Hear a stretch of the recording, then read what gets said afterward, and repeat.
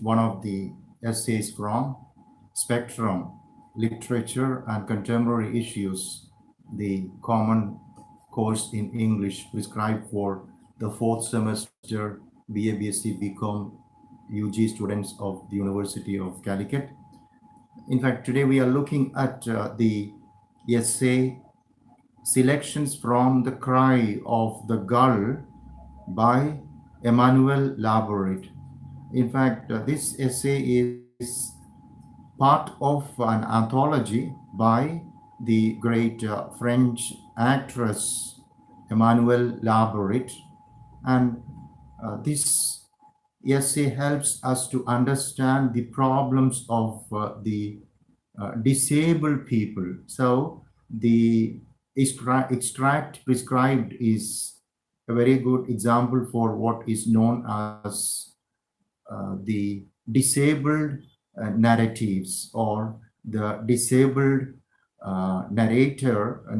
narrations, or what is called disability studies. We have a number of disability and there are a lot of people who suffer from disabilities, and this essay is an example for disability narrative. We have different types of narratives, and this is an example for disability narrative. This is very important for exam as well. Maybe you will be asked to write an essay on the Cry of the Gull as a disability narrative. So before discussing the very prescribed essay, let us look at the very life of the author Emmanuelle Laborit. So Emmanuelle Laborit, I told you, is a woman. She is a French actress, and a very famous French actress, and she was hearing impaired. Her disability was, of course, hearing. She could not hear what her parents or friends spoke. So she was hearing impaired, or she was deaf.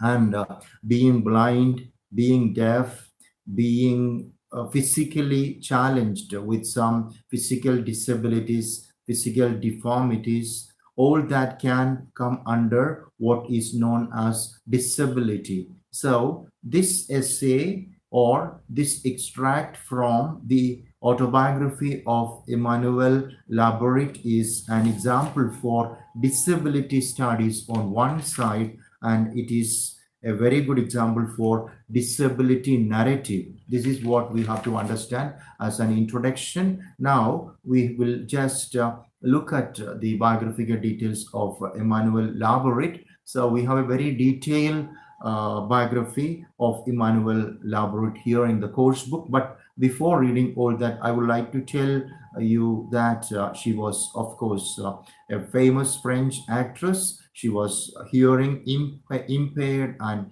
deaf, and after finishing her school, her studies, she just decided to work for the disabled people, or people suffering from different types of disability. Especially she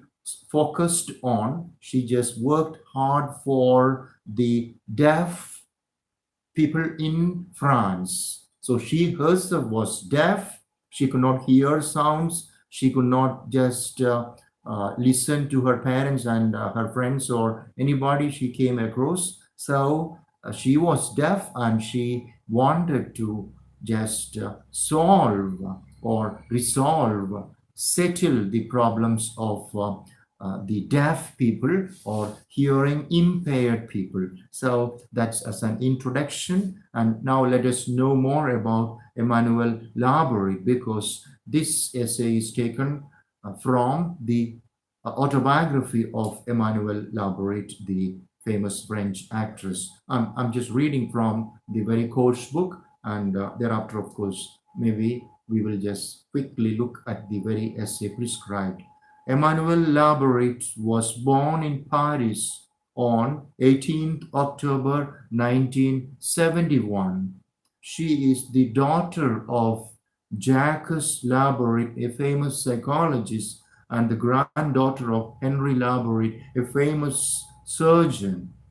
Even though she was hearing impaired by birth, she became a famous French actress. This is something very, very remarkable. So she was hearing impaired. Despite of being hearing impaired, she became a French actress. She appeared in more than 10 French films since 1994. Some of the important or famous films in which Emmanuelle Laborit acted are: one is Mariana Ucria, another one is An Air So Pure, another one is Beyond Silence, and yet another one is Still Liebe. And she is married to Jean Darlic, a French theater and cine artist. Now, more about Emmanuelle Laborit.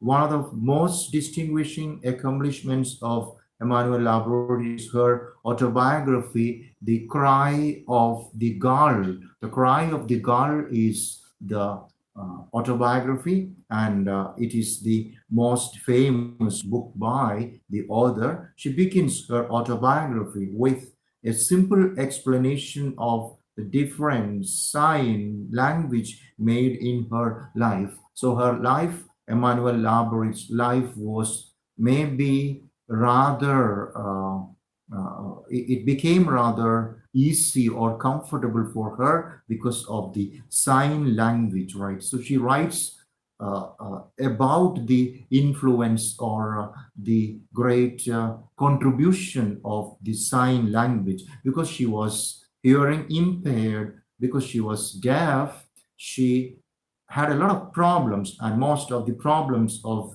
Emmanuelle Laborit was resolved by the sign language. And her autobiography, The Cry of the Gull, the very title is again very, very significant for us. The Cry of the Gull is about the difficulties she experienced in her life as a deaf person, and also how she overcame or how she did overcome the hearing problems because of the sign language she studied.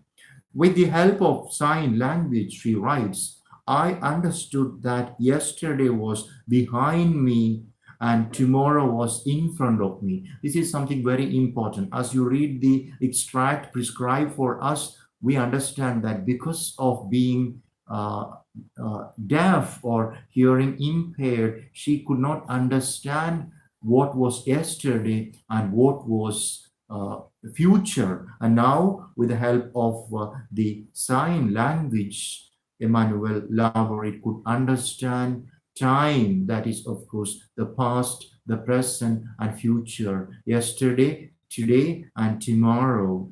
She learned this at the age of 7, and soon after, she realized that being hearing impaired could be a positive part of her identity. And this is very, very important. Maybe if we have a member in our family who is maybe physically challenged, mentally challenged, we think that some people, okay, I don't generalize it, maybe some people think that these physically challenged people, mentally challenged people, they are curses. Some parents think that because they have a son or a daughter who is physically impaired, maybe challenged, having some hearing impairment, or maybe some physical deformity, some mental problems, they think that they are being cursed.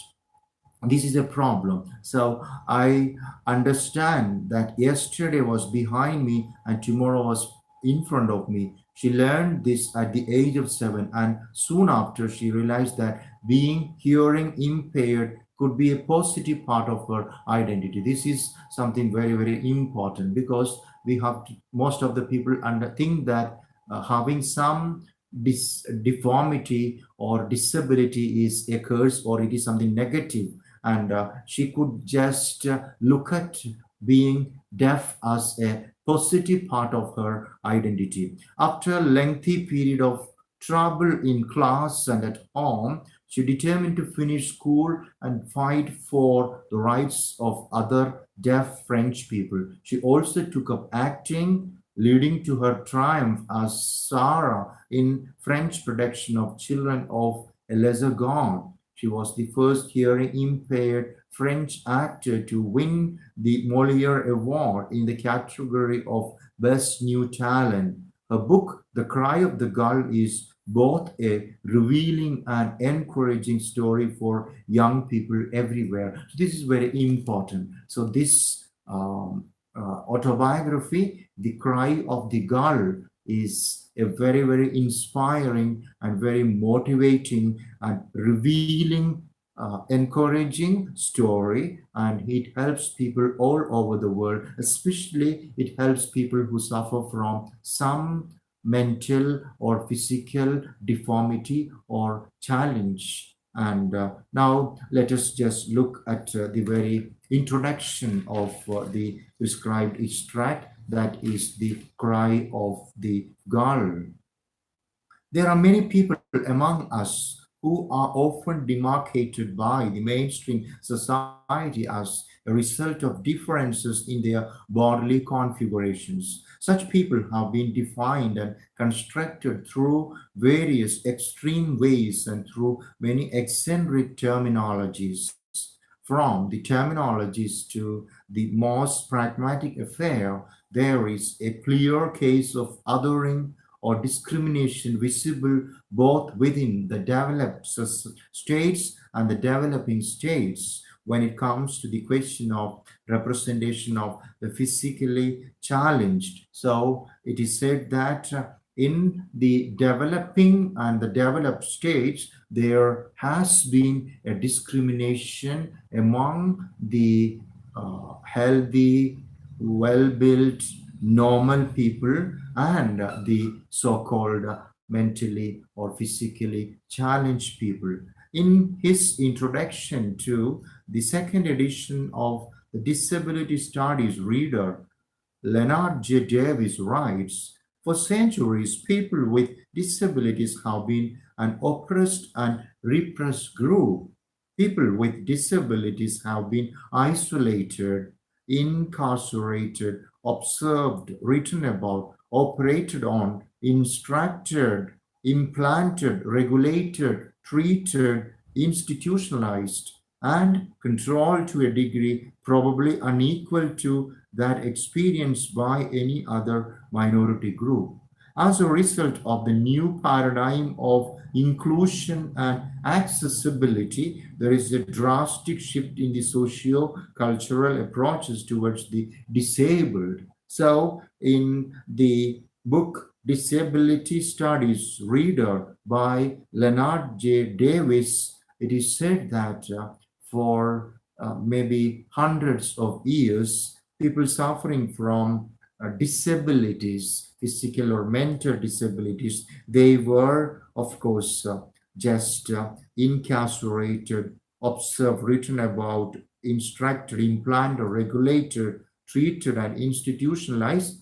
Okay, and now maybe in the 20th century, there has been some change, and these people are accepted, and of course, they are just considered to be, people are changing their attitude. So they are given some inclusion, they are given some acceptance. There is a drastic shift in the socio-cultural approaches towards the disabled. So people's attitude to the disabled people are changing. From the receiving and requesting end, the disabled are now trying for a declaring, asserting, and self-defining perspective. So a number of mentally challenged people, physically challenged people, blind people, deaf people, people with some other problems, okay, they are right now becoming successful.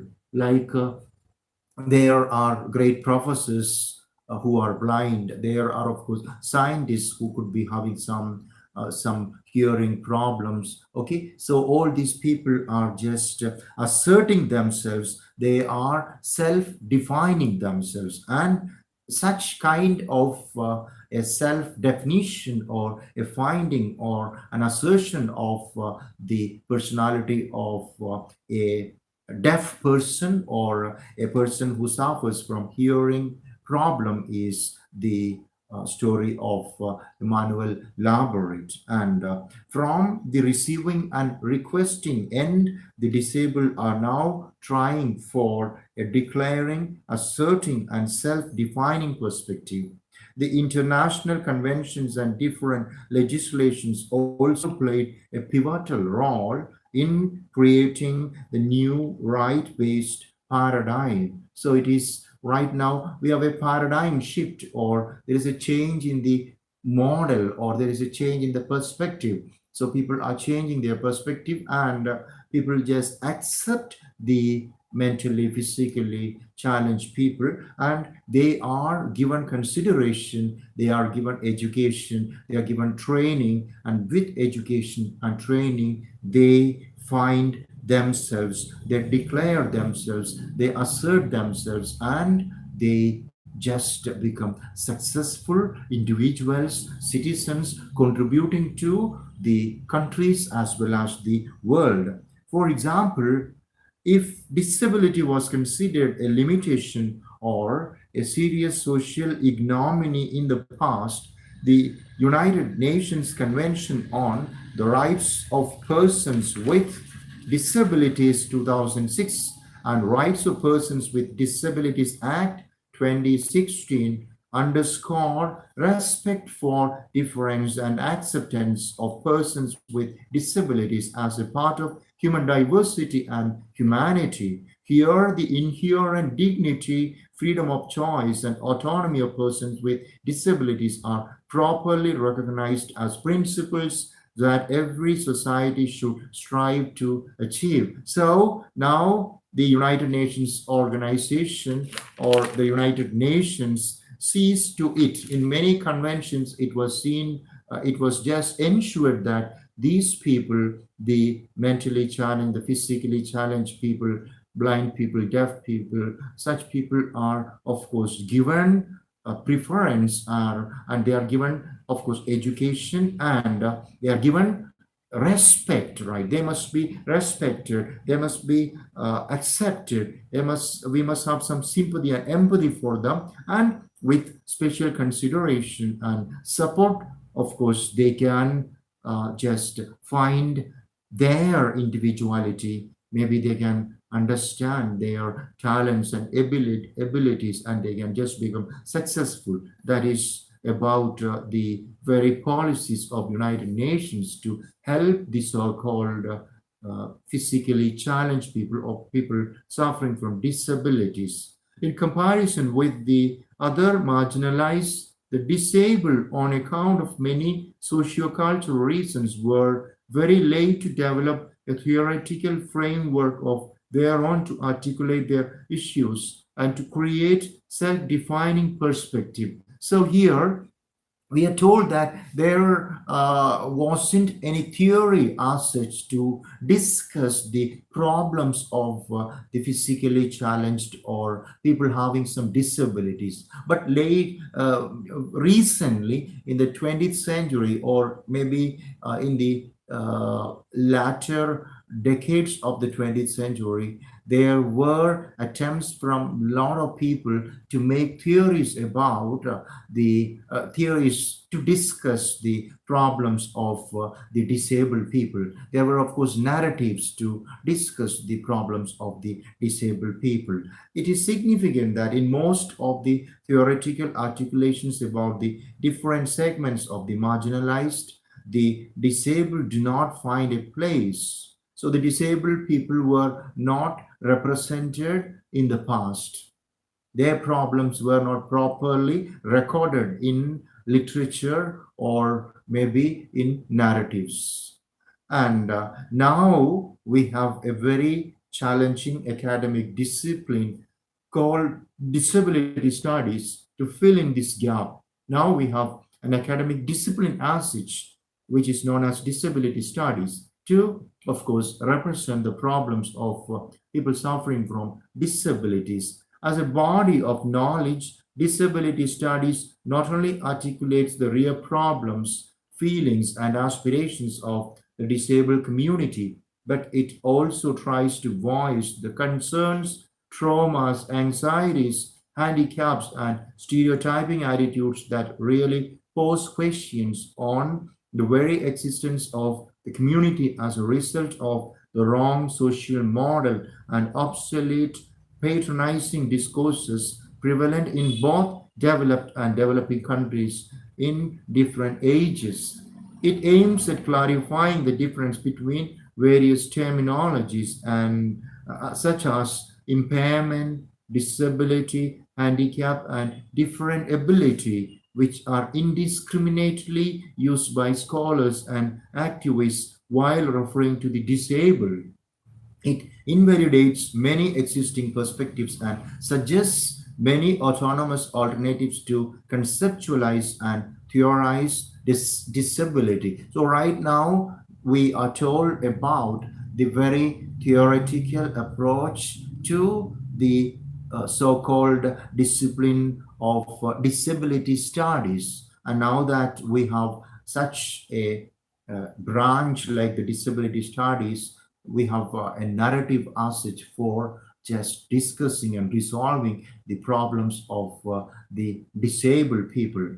One of the reasons why society fail constantly to feel the real issue or world of the disabled was due to the lack of their own literature. Now, this is very important. So the editors here tells us that there wasn't any literature of the disabled people. So the scarcity or lack of the literature of the disabled people just led to the failure of the society to understand the problems of the disabled people. When the other marginalized were wrongly constructed and represented, it was through literatures giving emphasis to their experiences that they challenged them. Similarly, one of the main strategies of the modern disability studies activist is to produce authentic and original literature, both sociological and theoretical, and creative and autobiographical, to reveal the real world of the disabled and to challenge the grip of the imposed world. So here we are told that there must be autobiographies from the disabled people. Disabled people should discuss their problems. Maybe they should discuss their problems in interviews. Maybe they should write their stories. Maybe they should write autobiographies. And when they just share their problems, society understands. And of course, when they disabled people share how they overcame their problem, maybe of course we have a lot of professors, a lot of singers, a lot of painters, a lot of scientists who sometime had maybe some disability all through their life, or some who had some problem sometime during their lifetime. They just overcome these problems and become very successful. So when their stories are written down, of course, society will change their perspective and attitude, and these people will be accepted in the family and the society and all over the world. Now, the story of Emmanuelle Laborit will, of course, help us to change our own perspective towards, or our attitude towards the disabled people. The text prescribed selections from The Cry of the Gull consists of an excerpt from Laborit's autobiography, The Cry of the Gull. This excerpt is also published in the second edition of the Disability Reader, edited by Leonard J. Davis and published by Routledge in 2006. In this narrative, she opens up many issues like the struggle of the disabled to survive, parental attitude, need for the right training, and varying social attitudes. The passage is noted for its emotional involvement and touching language. Other than being an eye opener to many about the world of the disabled, it can also function as a great piece of motivation. In a broad sense, one can call it a disability narrative. So, the very chapter or the excerpt taken from The Cry of the Gull by the famous French actress Emmanuelle Laborit is an example for disability narrative, and it helps us to understand the problems of the disabled people. So when we read this, we understand that the parents of Emmanuelle Laborit just worked hard, or they struggled. They tried their best to uh, bring their child to normalcy. They were, of course, upset and worried when they knew that their little daughter did not hear them. They were very, very downhearted and disappointed, and they were in the whirlpools of disappointment when they knew that their little daughter could not hear. But they tried their best to help her.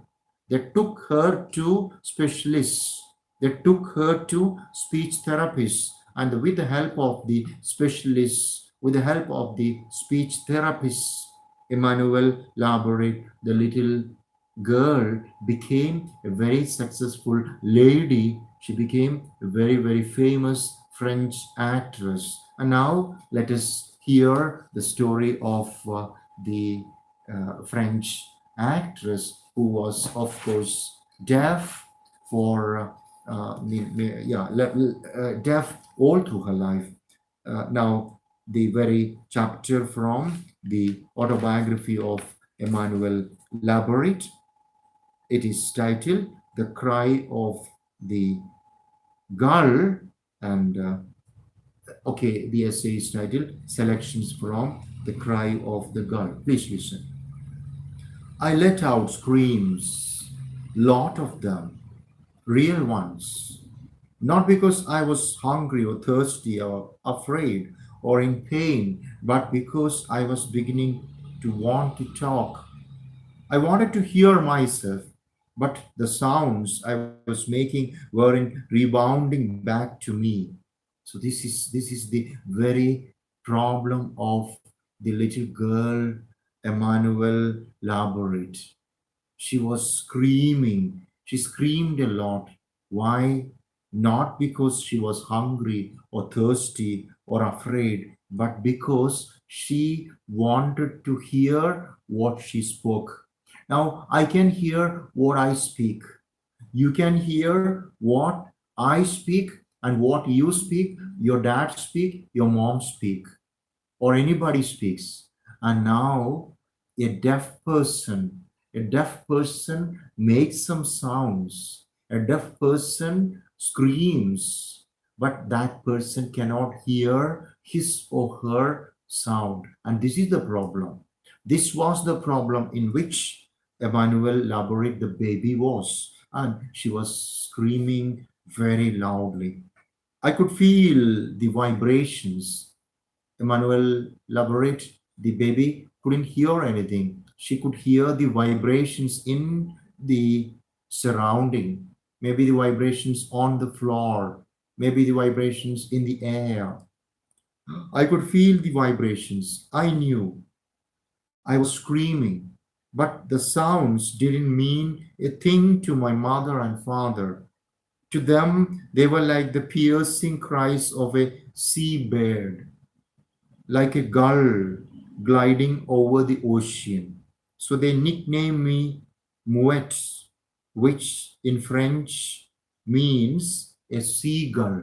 So, question for examination: why is the title of the autobiography very appropriate? The title is The Cry of the Gull. And why is it appropriate? Because the title is appropriate. The Cry of the Gull is the title of the autobiography of Emmanuelle Laborit, and it is very appropriate because Emmanuelle Laborit, as a baby girl, was deaf and she just screamed loudly. And her screaming was so similar to that of a seagull that her parents called her or nicknamed her with the French word mouth, Mouette, mouth. Mouth, the French word means seagull. Okay, so because the little girl, baby girl, Emmanuelle Laborit is screaming like a seagull, she is called a seagull, which is in French mouth. Okay, and later we also see that we have two terms in French language. One is mouette, and the other is muette. So the first word mouette, mouette means seagull. What is special about seagull? Seagulls scream loudly, and Emmanuelle Laborit also screams loudly. Because of that reason, her parents call her Gull, Lowett. And we have the other term, muette. What is muette? It is mute or deaf. Okay, so two French words. One is referring to the seagull, the other refers to a person who is deaf. And in the case of Emmanuelle Laborit, she is both because she is screaming on one side, on the other side she is deaf. So the title, The Cry of the Gull, is very, very meaningful. Okay, so they nickname me Maud, which means seagull in French. The little seagull shrieked above an ocean of noises she couldn't hear, and no one understood her cries. So, this is the problem of the narrator, that is Emmanuelle Laborit. You are a very beautiful baby, my mother recalls. It was an easy birth. So the memory of the mother. It was an easy birth. You weighed 7 pounds and 11 ounces, normal weight of a baby. You cried when you were hungry. You laughed and babbled like other babies. You were happy. We didn't realize right away. We just thought you were well behaved because on evenings when we had friends over, you would sleep soundly even with the music blaring in the living room, which was next to the room where you were sleeping. So the parents of Emmanuelle Laborit just thought that she is a nice baby, a very good baby, because even when loud music was just echoing in the room where there were guests, the girl could sleep soundly. And because of that reason, everybody thought that she's a very good girl. We were proud to have such a good baby. We thought you were normal because you would turn your head whenever a door slammed. We didn't know it was because you could feel the vibrations and drops on the floor where you were playing. And when your father put on a record, you would dance in your playpen, swaying back and forth, swinging your arms and legs. So these are the reasons why Emmanuel's parents thought that she was normal, because she used to react to respond to the sounds of door banging and all. And of course, sometimes when loud music was played, she would, of course, dance to the vibrations of the loud music played in the room. And because she is responding to the sounds of the door banging or the music, Emmanuel's parents did not think that she was, of course, deaf. They thought that she was normal. And this is very, very important.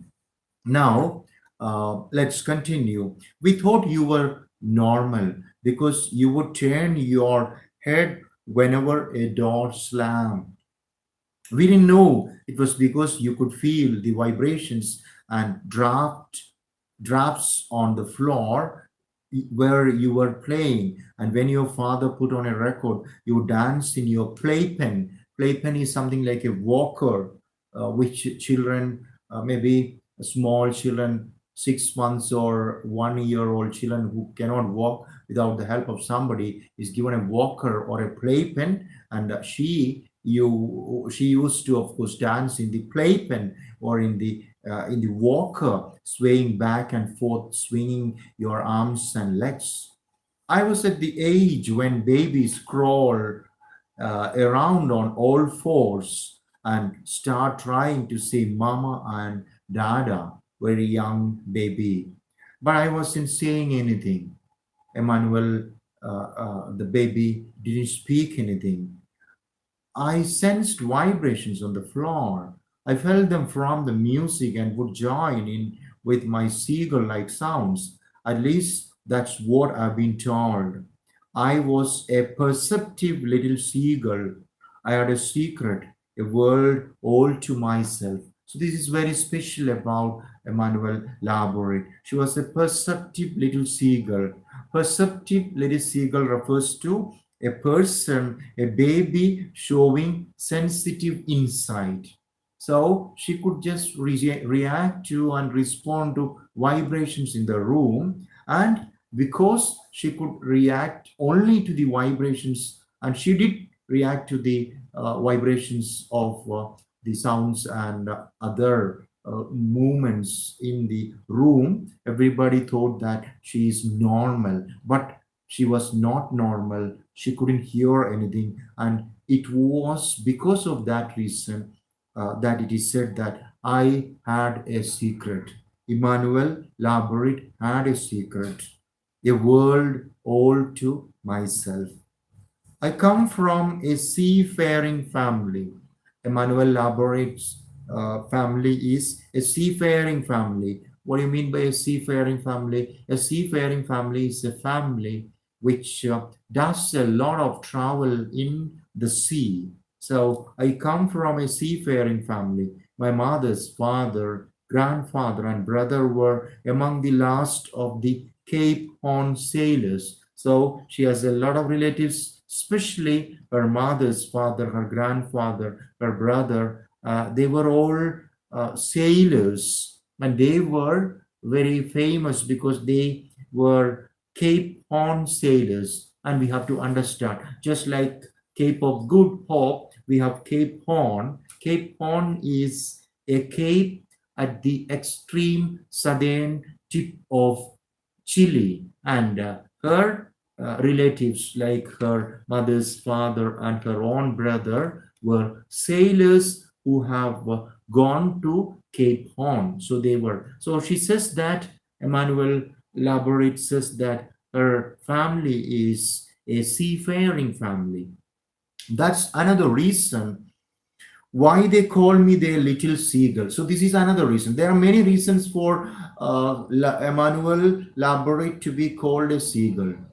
All right. One reason, she screams like a seagull. Another reason, she has, of course, she is deaf, and she is right, unable to speak, but yeah, she's mute, right? And you have the French words mouth and mute, right? And now, because of course, right, her relatives are, her family members are seafarers, or people just traveling in the oceans or the sea. Okay, she can be again called a seagull, because a seagull is a bird which is often seen in the sea. So these are the reasons, right? That's another reason why they call me their little seagull. But the French words for seagull and mute look and sound practically the same, mouet and muet. So which was I? What do I belong to? Am I a seagull or am I deaf, mouet or mute? So which was I? Today, that strange phonetic similarity makes me smile. So Emmanuelle Laborit says that she is quiet, uh, she feels quite funny and humorous about her own nickname, that is Seagull. Uncle Fifau, my father's older brother, was the first to say, Emmanuel makes shrieking sounds because she can't hear herself. So, question for maybe examination. Which of the relative of Emmanuel said that Emmanuel makes shrieking sounds because she can't hear herself? And that was her uncle Fifau.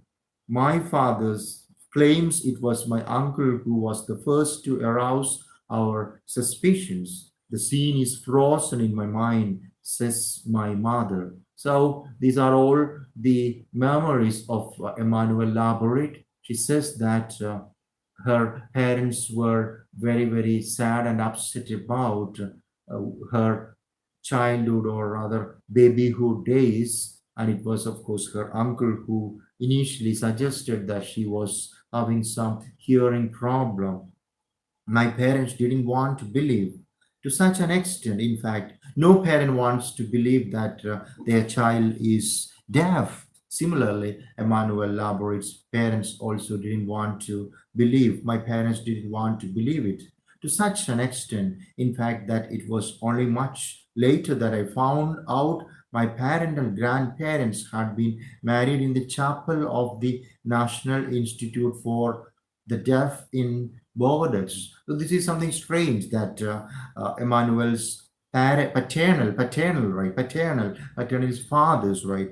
Emmanuelle Laborit's father's grandparents married in National Institute for the Deaf, and okay, everybody maybe or rather she thinks that this is just by chance that of course she is deaf.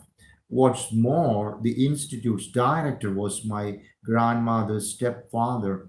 In an attempt to hide their concern, perhaps, or avoid facing the truth, my parents had forgotten about all that. Basically, they were proud of not having a little brat who would wake them up in the wee hours of the morning. So, right now that she is deaf, she doesn't make much noise, and they are all happy that she's such a very good child.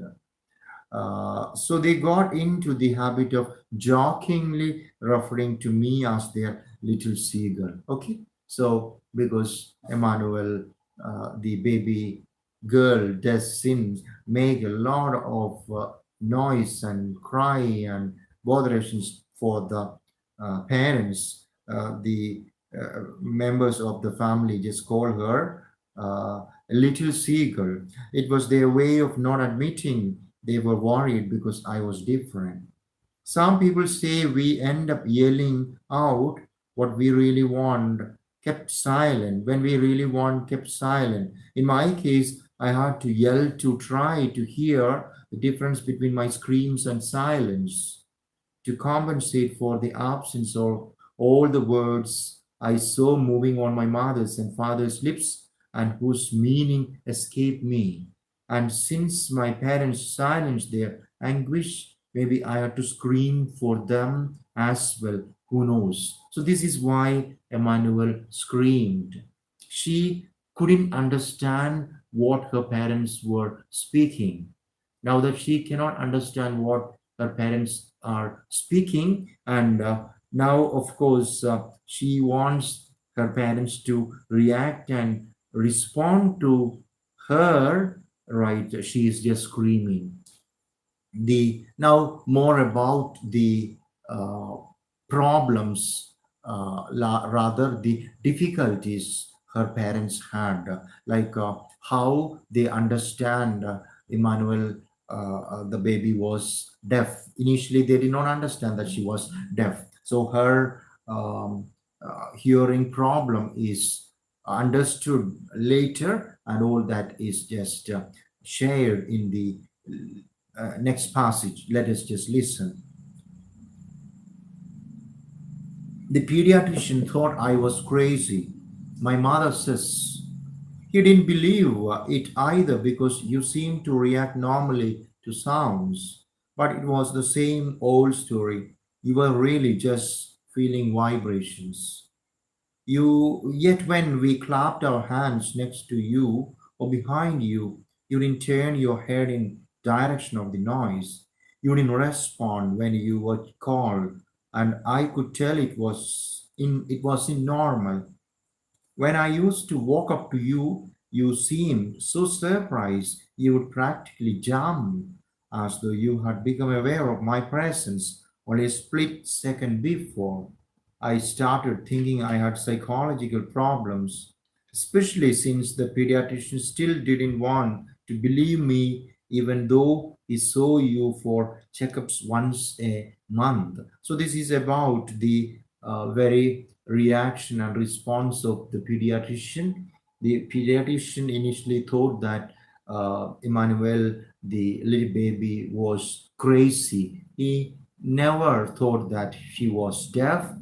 And we have to understand the fact that the baby is taken to the pediatrician every month, and despite of being taken to the pediatrician every month, the pediatrician did not understand the problem of the baby. I set up yet another appointment with him to discuss my concerns. That's when he bluntly told me, Madam, I strongly suggest you get counseling. Then he slammed the door on purpose, and since you just happened to turn around, maybe because you had felt the vibrations or simply because you found his behavior strange, he said, you can clearly see the ideas absurd. Okay, so the pediatrician is again becoming angry, and the pediatrician is asking Emmanuel's mother to consult some counselors.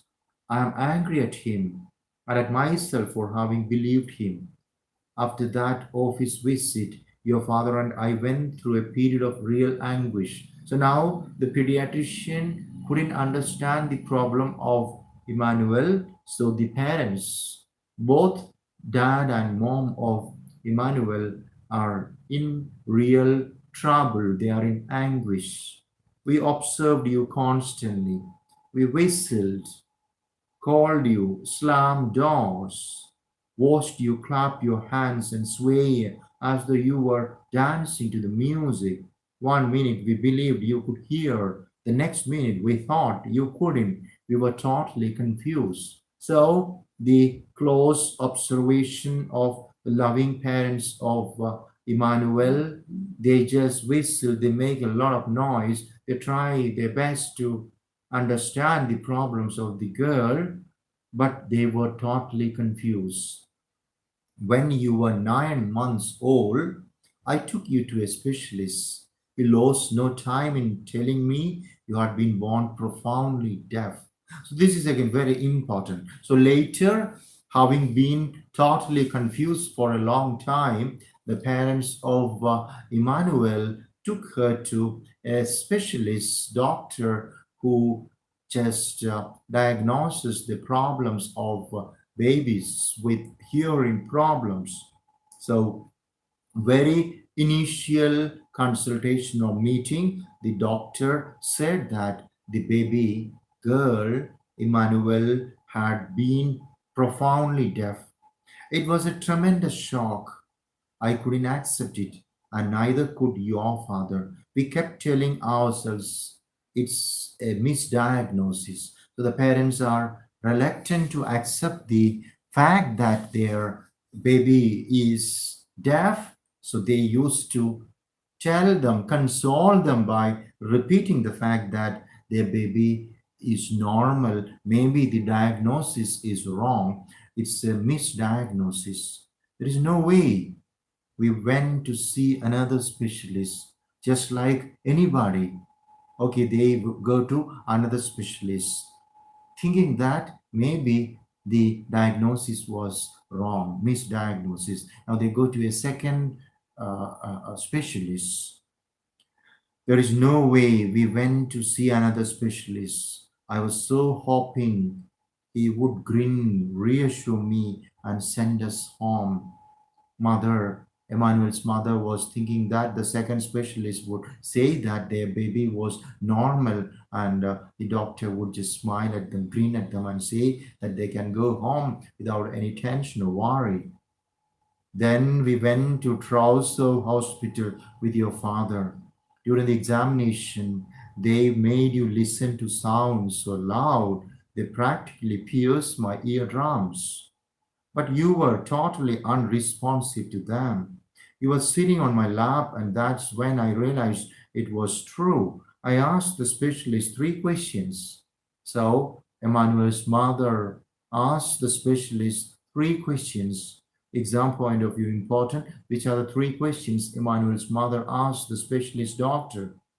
Will she talk? Will my baby talk? Yes, but it will take a long time. The specialist says it will take a long time. Second question, what should we do as parents? How can we get our baby normal? What should we do? Have her fitted with a hearing aid and get her into speech therapy as soon as possible. Avoid sign language at all costs. So the doctor, the specialist, is asking them to get a hearing aid for the baby girl. Number two, to get maybe speech therapy for her. Number three, they are just asking them not to teach her any sign language. Now, the third question, is there any way I could meet some deaf adults? Now, Emmanuelle Laborit's mother, she asked the doctor, can I meet some deaf adult people? So she wants to know what will be the condition of deaf people when they grow up. So she's asking the doctor, can I see some deaf adults? And the doctor responds, that wouldn't be a good idea.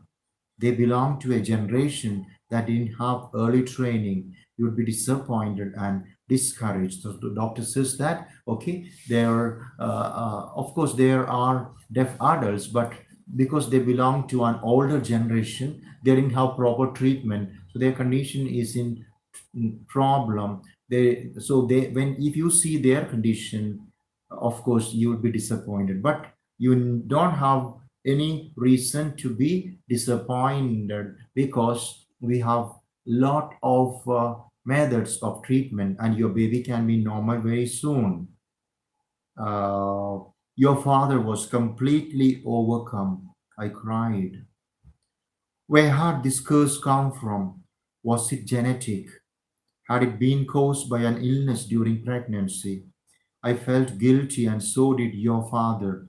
We tried to know a way to find out who might have been deaf on one side of the family or the other. Now, the parents are upset and worried. They think that maybe their child is deaf because they are cursed. Maybe they think that it is because of the problem in the family of the father that the girl is deaf. Maybe it is because of the problem in the family of the mom, the mother, that the girl is deaf.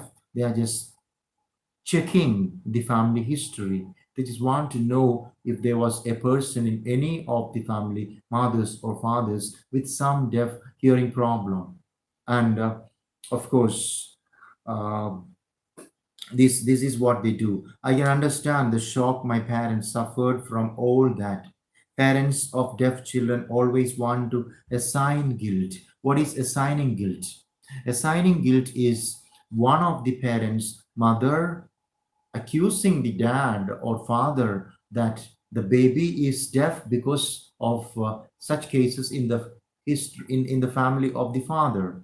Maybe the father is blaming the mother that the baby is deaf because one of the members in the family of the mother is deaf. So this is just assigning guilt. So question for examination, what is assigning guilt? Assigning guilt refers to okay, the disability of the child is maybe because of problem in the family of the father, or maybe because of the problem in the family of the mother. So finding that out is assigning guilt. They are always looking for the guilty party. Is it the father who is guilty? Is it the mother who is guilty? But blaming one parent or the other for a child's deafness is horrible for the child. It shouldn't happen. They still don't know why I am deaf and never will, and it's probably better that way. So, see the deformity or disability, being blind or being deaf or maybe physically challenged or mentally challenged is not because of any curse in the family of the father or the mother, not because of any such case in the family of the father or mother, but it just happens, right? Nobody can find it out. And my mother says she didn't know what to do with me. She would look at me but couldn't come up with any activities to create a bond between us. Sometimes she couldn't even bring herself to play with me. Now the mother cannot communicate with the baby, so she is in deep pain. She stopped talking to me. What was going through her head was, I can't even tell her I love her anymore because she can't hear. So Emmanuel's mother is in deep pain because Emmanuel's mother loves her baby very much, but Emmanuel's mother cannot express her love for her baby, and this is her problem. In deep pain, she was in a state of shock, stunned. She couldn't think rationally, reasonably. I have strange memories of my early childhood. So, this section of the essay, Emmanuel shares her strange childhood experiences as a deaf. I have strange memories of my early childhood. It's just chaos in my head. A series of completely unrelated images, like film sequences edited together with long strips of blank film, giant low spaces. So, Emmanuel had a lot of problems. She couldn't understand what's happening now, what happened yesterday, what's going to happen the following day. She is in total chaos of problem. My life up to age 7 is full of gaps. I only have visual memories like flashbacks, images whose time frame I can't place. I believe there was no sense whatsoever of time progression in my mind during that period. Past, future, everything was on the same time space line. Mother would say yesterday, but I didn't understand where or what yesterday was. Tomorrow had no meaning either, and I couldn't ask what they meant. I was helpless, completely unaware of time passing. There was daylight and the darkness of night, and that was it.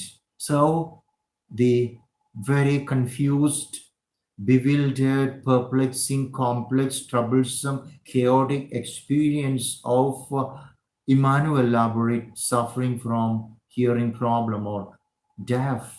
I still can't assign dates to things during the period from my birth to age 7 or arrange what I did in chronological order.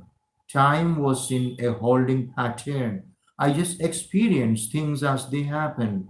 Maybe there are memories buried in my head, but I don't know in what order they happened or how old I was. I can place them as for events, so I should say situations or scenes because everything was visual. I lived each as an isolated experience in the present. That's why, in trying to resemble the parcel of my early childhood so I could write about it, I found only fragments of images. Other perceptions dwell in a turmoil that is out of memory's reach. They are locked in the period of solitude behind that wall of silence when words were mysterious and language was absent, and yet I was able to manage. I don't know how, but I did. Sitting up in your bed, My mother tells me, you would see me disappear and come back to your amazement. You didn't know where I had gone. To the kitchen, perhaps. I was two distinct images, mommy disappearing and mommy coming back, and there was no link between the two. I started learning how to communicate with a speech therapist using the moral my son mother. She was an extraordinary woman who was receptive to my mother's tale of woe and put up with her anger and tears. She played dolls and water games with me, and we had tea parties. She showed my mother it was possible to have relationship with me to make me laugh. So I could go on living as I had before. She knew about my deafness. I learned to pronounce the letters of the alphabet. They taught me the letters using mouth movements and hand gestures. My mother sat in on the sessions, which ultimately became a way for her to assume her maternal role. So, question for examination: how did Emmanuelle's mother assumed her maternal role? Her mother assumed her maternal role by joining the sessions of the baby girl with the speech therapist. By identifying with the therapist, my mother learned to talk to me again. So the mother learns how to communicate with her baby who is deaf. Our way of communicating was instinctive, animal like, what I call umbilical. It resolved around simple things like eating, drinking, and sleeping. My mother didn't stop me from gesturing. She didn't have the heart to, even though that's what they recommended. We also had signs that were our own, completely made up. So, this is how Emmanuel and her mother communicated. They studied the very special signs. They had their own special signs, and the speech therapist helped both of them to communicate. You tried everything under the sun to communicate with me, my mother remembers, and it made me laugh so hard it brought tears to my ears. I would turn your face towards mine so you could try to make out simple words, and you would imitate me as I went along. It was so cute. So later, when Emmanuel was rather normal, or rather she could understand, or rather when she could communicate with her mother, she remembers, or rather she listens to her mother, and now when she's writing her autobiography, she remembers whatever her mother told her. I don't know how many times she drew my face close to hers in a mother child encounter that was both fascinating and terrifying, and that functioned as our language. So, the mother and the baby just hugging each other, kissing each other, communicating and sharing their feelings towards each other. From that moment on, there was hardly any room left for my father. Now, mother communicates with the baby, and father cannot communicate because father is often outside. Father doesn't know the very sounds and symbols and gestures the child and the mother use because father is often outside working, and father couldn't join the sessions with a speech therapist as well, and because of that reason father fails to communicate with the baby. And the very disappointment of the father is mentioned here by Emmanuel. It was even harder when he came home from work. I wasn't spending much time with him, and we didn't have an umbilical cord.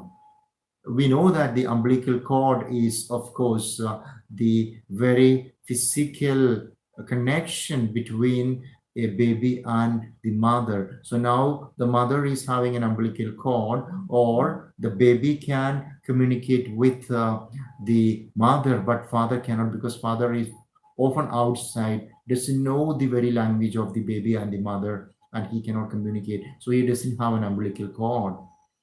I would utter a word, I would utter a few words, but he almost never understood. So her father failed to understand whatever she said or she communicated. It hurt him to see my mother communicating with me in a language whose intimacy was beyond his reach. He felt excluded. So, question again for examination. When did Emmanuel's when did Emmanuel's father felt excluded, kept away from the baby and its mother? Because baby and mother can communicate, they have a language of their own, but father doesn't know that language. He felt excluded.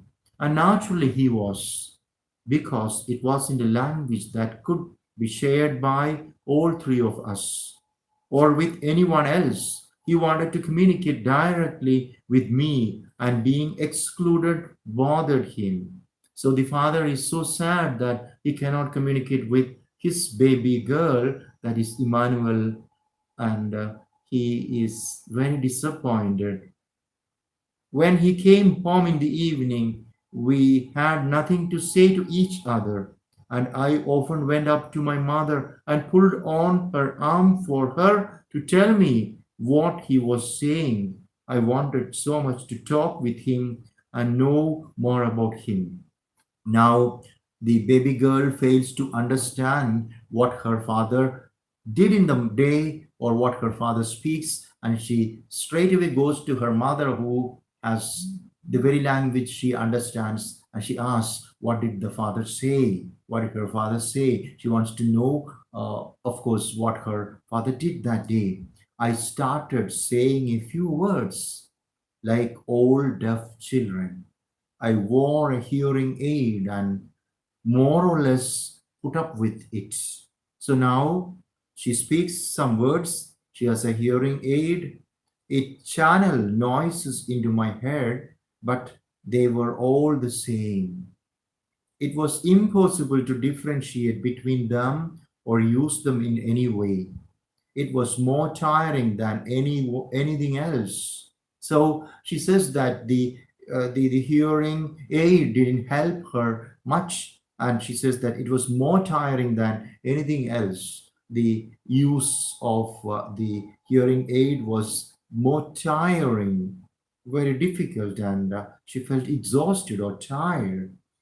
But the therapist said I had to wear it.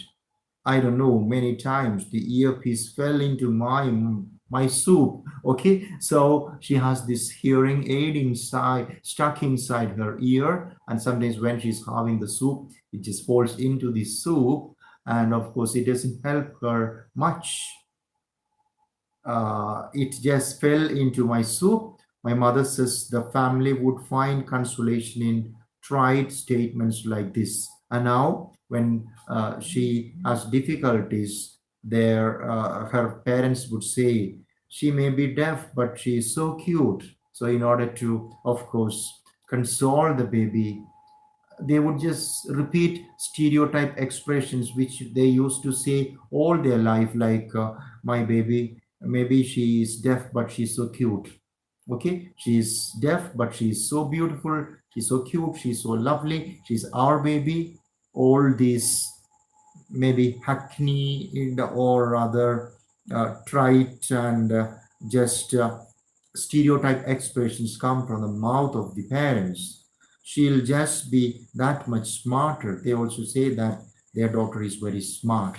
Okay, so this is the very autobiography of Emmanuelle Laborit, the famous French actress who just accepted the reality of being deaf. Okay, she was, of course, accepting it in a very positive way. So her disability did not uh, disappoint her. Her disability didn't suppress or oppress her. She is overcoming her disability, and she shares all her problems in the autobiography. And now we move on to the discussion of the questions and answers in page number 93. I will read the questions and answer. The first question. The author says that she comes from a dash family. The author says that she comes from option B, seafaring family. Second question. Who was the first to say that Emmanuelle makes shrieking sounds because she can't hear herself? The right answer is option C, Uncle Fifo. Uncle Fifo was the first to say that Emmanuelle makes shrieking sounds because she can't hear anything. Third question. Who got married in the chapel of the National Institute for the Deaf in Bordeaux? Option A is the answer. The author's paternal grandparents got married in the chapel of the National Institute for the Deaf in Bordeaux. Next question is number 4. How old was Emmanuelle when her mother took her to a specialist? Emmanuelle was 9 months. Option A. She was 9 months when she was taken to a specialist. Question number 5. Who thought that Emmanuelle as a child was crazy? Who thought that? Who thought that was of the impression that Emmanuelle was crazy as a child? Answer is option C. The pediatrician thought that Emmanuelle was crazy as a child. Now we come to the questions in second section. Answer the following questions in one or two sentences. How does the author explain the phonetic similarity between muet and muet and mauet in French? Muet in French means mute, and mauet in French means a seagull. And in reality, Emmanuelle was mute or deaf. She is deaf and she cannot speak, and she is mute. And now that she is screaming because she is deaf, she cannot hear anything, and she is screaming, and she is uh, right mouth. That is, of course, Mouette, a seagull, and her dear ones and her parents call her a seagull. Second question. Which were the three questions that the author's mother asked the specialist when she was told for the first time that her child was profoundly deaf by birth? So the three questions that Emmanuelle's mother asked. Number 1, will she talk? Will Emmanuelle, my daughter, speak? Question number 2, what should we do? What should we, the parents, do? Question number 3, is there any way I could meet some deaf adults? So these are the three questions Emmanuelle's mother asked the specialist. Third question, what does the author describe as a more tiring task than anything else? The answer is wearing the hearing aid. Wearing the hearing aid was a more tiring task than anything.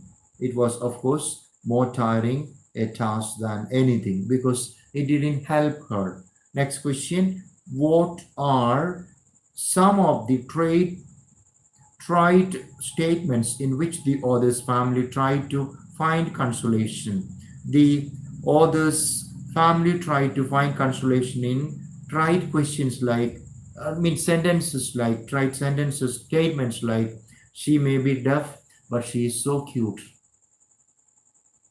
She will just be that much smarter. Now the next question, why did the author's father feel excluded from the world of her and her mother? The answer we have here in page number 91. The author's father felt excluded from the mother and the author because her father could not understand her language. She could not communicate with her father, whereas she could communicate with her mother. And now the father, because he could not communicate with his daughter, he felt excluded. Next question. What became a way for the author's mother to assume her maternal role? Okay, joining the speech therapist sessions, right? The sessions with the speech therapists, and the baby became became something like assuming her maternal role to the author's mother. Next question, number 7. How does the author describe the strange, chaotic memories of her early childhood? So, the strange, chaotic memories of Emmanuelle are described in page number 90. So, we have the answer here. I have strange memories of my early childhood. It's just chaos in my head. A series of completely unrelated images, like film sequences edited together with long strips of blank film, giant low spaces. So these are the chaotic feelings of the Emmanuelle, the baby girl who is deaf. She doesn't understand what is present, what is past, what's future, and there are of course lot of spaces because she cannot connect anything. She doesn't have an idea of the time. So things are rather jumbled and disordered in the conscience and the memory of the baby girl. Now we come to the next question, question number 8. What does the author mean by the statement, parents of deaf children always want to assume guilt? So, by this statement, parents of deaf children always want to assume guilt. What Emmanuel wants to convey is parents often blame each other. The father blaming the mother, the husband blaming the wife, and they would say that our daughter is deaf, our daughter is blind because there is a blind case in your family. Okay, so maybe blaming each other. So such a tendency of parents is parents of deaf children always want to assume guilt. Okay, so our baby is blind because of me or because of you. That is assuming guilt. As yeah, being blind is a guilt, and baby is guilt. Baby is blind because of me. Baby is blind because of you. This is assuming guilt. Next question, number 9. Why did the specialist say that meeting the deaf adults would be a good idea for the would not be a good idea for the author's mother? The specialist said that meeting the adult deaf would not be a good idea for the author's mother because the adult deafs belong to the past generation and they didn't get any special treatment or diagnosis or any scientific or technological help like hearing aid. So their condition is pathetic or more, their condition is worse than that of the present generation. So when the author's mother sees the older generation of deaf people, she would think that her child's condition is also going to be so bad or rather similar, and she would be in disappointment. And hence, the specialist doctor said that the author's mother will not, maybe not go and consult the adult deaf. Rather, she would be in disappointment when she sees the adult deaf. Next question. Why did the author let out screams? Emmanuelle Laborit let out screams because she couldn't hear her own sound. She couldn't hear her own sound. Sometimes she could not just get proper, of course, she wanted to speak to her parents. She wanted to communicate her parents and she couldn't, of course, communicate. So main reason is she couldn't listen to her own sound. And because she is unable to listen to her voice, she is making louder and louder voice. She's screaming, and because of that reason she is called a seagull. That is of course moute, Mouette. Next question. Why does the author call herself a perceptive seagull. The author calls herself a perceptive seagull because she was showing sensitive insight. That is, she was just responding and reacting to the kind of vibrations in the on the floor, in the air. And now that she is reacting and responding to the vibrations in the air and on the floor, she says that she was a perceptive seagull. Now we have paragraph question. My life up to the age of 7 is full of flashbacks. How does the author explain her situation of that age? The answer we have in page number 90 and 91. My life up to age 7 is full of gaps. I only have visual memories like flashbacks, images whose time frame I can't place. I believe there was no sense whatsoever of time progression in my mind during that period. Past, future, everything was on the same time space line. Mother would say yesterday, but I didn't understand where or what yesterday was. Tomorrow had no meaning either, and I couldn't ask what they meant. I was helpless, completely unaware of time passing. There was daylight and darkness of night, and that was it. So all these uh, in page 90 and 91 is answer to the paragraph question. My life up to age 7 is full of flashbacks.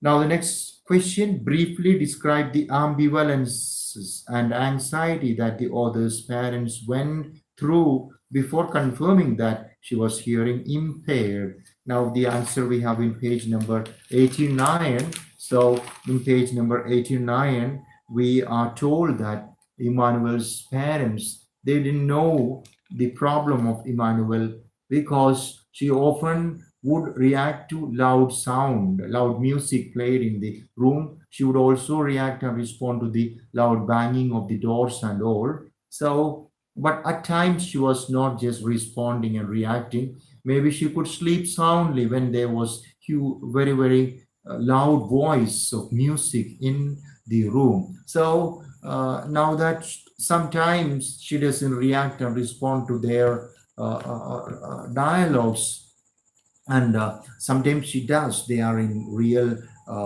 confusion, and of course they take her to the pediatrician. The pediatrician didn't help them, but later she's taken to the specialist, and the specialist could understand that she was of course profoundly deaf.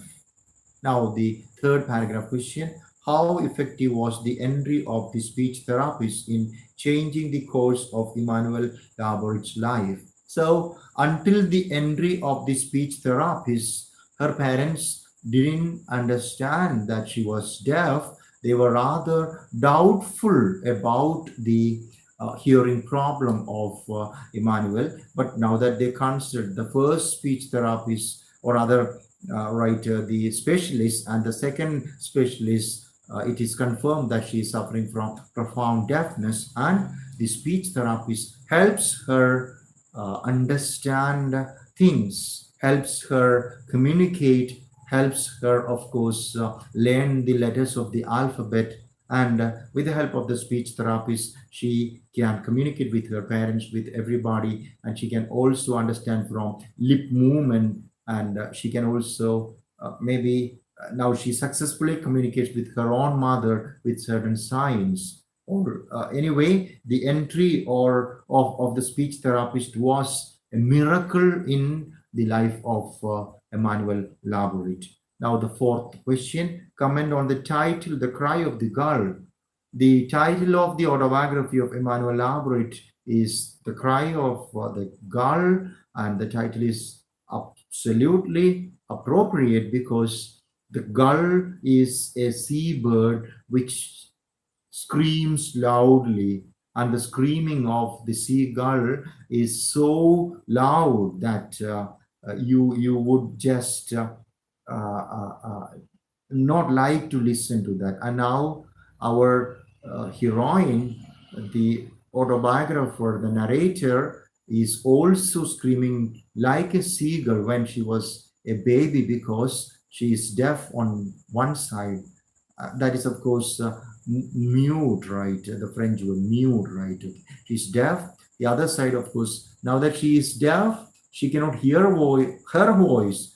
She cannot hear her own voice. So also she cannot hear what her parents say, and she fails to communicate with her parents, and she's just loudly screaming. And because another reason, the third reason, her parents are, of course, there is, of course, so many of the members of the family are seafarers, people who are used to traveling in the sea, and now that they are used to traveling in the sea, and they are, of course, used to encountering seagulls, and they have a little girl who is screaming like seagull. They call her a seagull, and the very title of the autobiography of Emmanuelle Laborit is absolutely appropriate.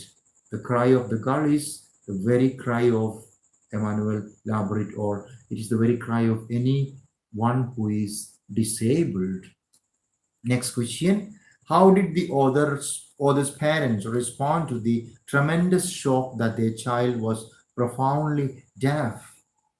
Both the parents, the mother and the father, were upset and worried and downhearted. The mother was just wondering, and she was just thinking about the future of her baby. And she asked three questions to the doctor. Will she talk? What should we do? Is there any way I could meet some deaf adults? So now, of course, the mother is so sad, and she's crying at times, and her father is very disappointed. He feels so disappointed. Now they just look into the family history. They just want to know how their daughter is, of course, deaf. And again, the father feels excluded later when, with the help of the speech therapist, the mother and the baby communicate with each other. The father feels excluded. So, like any parent, these two parents are also so sad and worried and upset, and they have a lot of tension, right? Now we come to the next question. Um, in fact, we come to the essay question. Do you consider the cry of the gull as a disability narrative? Yes, the cry of the gull is a disability narrative because it does with the problems of people who are disabled. This essay or this extract from the autobiography of Emmanuelle Laborit is indeed disability narrative because Emmanuelle Laborit is talking about her experience as a disabled, and she tells her all her problems as a baby, and her she tells her the difficulty her parents encountered bringing her up, taking her to the specialist, helping her recover from the problem. And because this essay or this extract is from the autobiography of a person who was suffering from some disability, and because it's about the childhood problems the problems the parents encounter, again it's about what the parents can do to such a patient or such a person. I'm sorry, I cannot say patient, right?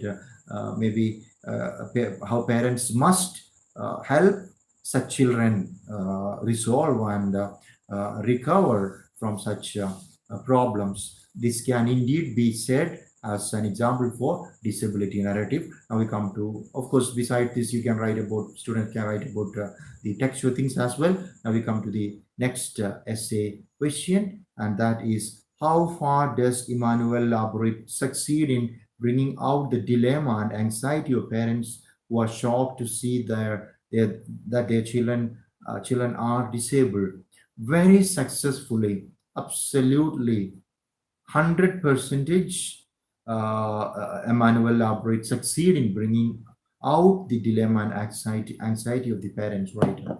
Very clearly, all the feelings, all the disappointment, all the anguish, tension and panic and worry, so too the very happiness when they could help their baby is very clearly mentioned in this autobiography of Emmanuel. Okay, all that can be just narrated one by one. Now we come to the third essay question. One of the important ingredients in the growth and advancement of a disabled child is the right parental awareness and attitude. How far do you consider this statement valid with reference to the prescribed? It is absolutely true because parental awareness and attitude is very important. It is because of the awareness, the understanding, and the attitude, and the interference, and the help of the parents of Emmanuelle Laborit that she could recover from her problem. She could just accept this disability as a positive reality. So it is absolutely true that parental awareness and attitude is essential in helping people who suffer from disability. Now we come to the next essay question. There is a wider world of the disabled and the abled often are ignorant about, fail to realize or create imaginatively. However, recognize recordings of the true experience of the challenged can make a world of difference in changing and such perceptions. Examine this statement in the context of the prescribed text. It is absolutely true that there is a world of wider world of the world of the disabled and the abled. Okay, and in fact, we this wider world of the disabled and the able are ignorant. We are ignorant about it. Okay, and because we are ignorant, of course, it is not. We fail to create it imaginatively. So we need more such disability narrative to come forward. When we have such kind of disability narrative, okay, we understand the problems of people who are disabled. And this essay, this autobiography of Emmanuelle Laborit helps us to understand the problems of disabled children, the problems that the parents of disabled children encounter, and of course our attitudes and perspective change when we understand that. Okay, so besides that, we can also just refer to textual references, and with that we come to the end of the discussion of the essay, or rather the extract from the autobiography of Emmanuelle Laborit, The Cry of the Gull. So please listen to this discussion or this video lecture, and also just try to write down the questions and answers, and learn everything very well. Have a very good score in your examination, and may God bless you all. Thanks a lot for listening. Bye bye, everybody.